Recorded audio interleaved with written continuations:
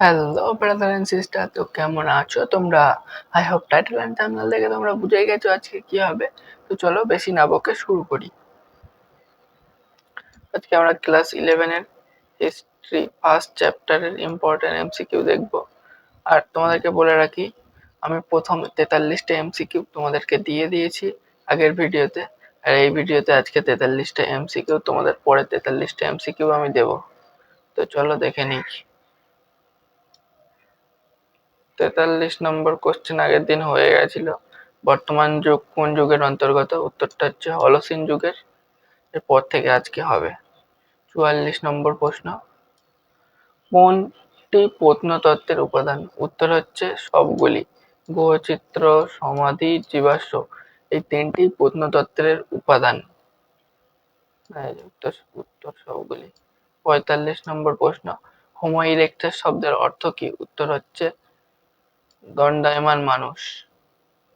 46 নম্বর প্রশ্ন। Homo habilis শব্দের অর্থ দক্ষ মানুষ। 47 নম্বর প্রশ্ন। হোমো স্যাপিয়েন্স শব্দের অর্থ বুদ্ধিমান মানুষ। 48 নম্বর প্রশ্ন। আদিম মানুষ প্রথম কোন পশুকে পোষ মানিয়েছিল? উত্তর কুকুরকে। আদিম মানুষ প্রথম কুকুরকে পোষ মানিয়েছিল। 49 নম্বর প্রশ্ন। মানুষ সর্বপ্রথম কোন ফসলের চাষ করে? উত্তর হচ্ছে যব। 50 নম্বর প্রশ্ন। ভারতে আবিষ্কৃত প্রাচীনতম গ্রামীণ সভ্যতার নাম কি? উত্তর হচ্ছে মেহেরগড় সভ্যতা। 51 নম্বর প্রশ্ন। মেহেরগড় সভ্যতা কে আবিষ্কার করেন? উত্তর হচ্ছে জা-ফ্রাঁসোয়া জারিজ। 52 নম্বর প্রশ্ন। মেহেরগড় সভ্যতা কবে আবিষ্কৃত হয়? 1974 খ্রিস্টাব্দে। 53 নম্বর প্রশ্ন। মেহেরগড় সভ্যতায় আবিষ্কৃত প্রাচীনতম কৃষি যন্ত্রটির নাম কি? উত্তর হচ্ছে বিটুমেন পাথরের তৈরি কাস্তে। 54 নম্বর প্রশ্ন। হরপ্পা সভ্যতা কে আবিষ্কার করেন?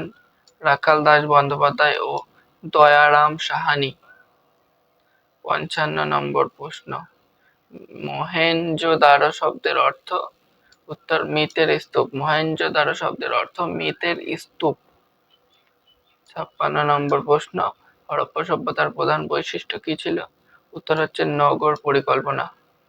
57 নম্বর প্রশ্ন। হরপ্পা সভ্যতার কোথায় বৃহৎ স্নানাগারের সন্ধান পাওয়া গিয়েছে? উত্তর হচ্ছে মহেঞ্জোদারো। 58 নম্বর প্রশ্ন। মেসোপটেমিয়ার বর্তমান নাম কি? মেসোপটেমিয়ার বর্তমান নাম ইরাক। 59 নম্বর প্রশ্ন। কোন দেশকে পিরামিডের দেশ বলা হয়? উত্তর হচ্ছে মিশর। 60 নম্বর প্রশ্ন। পিরামিডের ভিতরে কি রয়েছে? উত্তর হচ্ছে ফেরাওদের সমাধি। খুফুর পিরামিডের উচ্চতা কত? 481 ফুট। মেসোপটেমিয়া শব্দের অর্থ দুই নদীর মধ্যবর্তী দেশ। 63 নম্বর প্রশ্ন। ভারতীয় প্রত্নতত্ত্বের জনক কাকে বলা হয়? উত্তর আলেকজান্ডার কানিংহাম।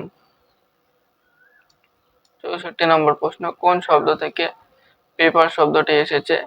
প্যাপাইরাস শব্দ থেকে। 65 নম্বর প্রশ্ন। মিশরীয় ভাষায় হাইরোগ্লিফিক শব্দের অর্থ কি? দেবলিপি। 66 নম্বর প্রশ্ন। রূপক নামক মুদ্রা কার আমলে প্রচলিত ছিল? দ্বিতীয় চন্দ্রগুপ্ত। 67 নম্বর প্রশ্ন। দিনার নামক মুদ্রার ব্যবহার কোন যুগে প্রচলিত ছিল? কুষাণ যুগে দিনার চলত। 68 নম্বর প্রশ্ন। বৌদ্ধদের মূল গ্রন্থের নাম? ত্রিপিটক। 69 নম্বর প্রশ্ন। ভারতের জাতীয় মহাকাব্যের নাম? মহাভারত।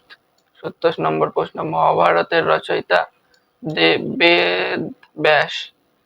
71 নম্বর প্রশ্ন। রামায়ণের রচয়িতা? মহর্ষি বাল্মীকি। 72 নম্বর প্রশ্ন। দশকুমার রচিত গ্রন্থের রচয়িতা? দন্ডী। 73 নম্বর প্রশ্ন। বুদ্ধ চরিত গ্রন্থের রচয়িতা? অশ্বঘোষ। 74 নম্বর প্রশ্ন। রামচরিত মানস গ্রন্থের রচয়িতা? তুলসীদাস। 75 অর্থশাস্ত্র গ্রন্থের রচয়িতা? কৌটিল্য। 76 পঞ্চতন্ত্রের রচয়িতা কে? বিষ্ণু শর্মা। গীত গোবিন্দম গ্রন্থের রচয়িতা? জয়দেব। 78 মেঘদূত কাব্যের রচয়িতা কালিদাস। ৭৯ বাণভট্ট রচিত গ্রন্থের নাম হর্ষচরিত। ৮০ নম্বর প্রশ্ন, ফাহিয়েন রচিত গ্রন্থের নাম কি? ফুকুওকি। ৮১ নম্বর প্রশ্ন, আলবিরুনির প্রকৃত নাম কি? আলবিরুনির প্রকৃত নাম আবু রিহান। ৮২ নম্বর প্রশ্ন, জাফরনামা গ্রন্থের রচয়িতা হলেন শরীফুদ্দীন আলী ইয়েজদি। বাবরনামা গ্রন্থটির অপর নাম হল তুজুকি বাবরি। ৮৪ নম্বর, তুজুকি জাহাঙ্গীরি গ্রন্থের রচয়িতা জাহাঙ্গীর। ৮৫ নম্বর প্রশ্ন, এডি শব্দের সম্পূর্ণ রূপ হল অ্যানো ডোমিনি। ৮৬ নম্বর প্রশ্ন, লাস্ট প্রশ্ন, বিসি শব্দের সম্পূর্ণ রূপ হল বিফোর ক্রিস্ট। তো ব্রাদার অ্যান্ড সিস্টার, এই ছিল আজকের ভিডিও।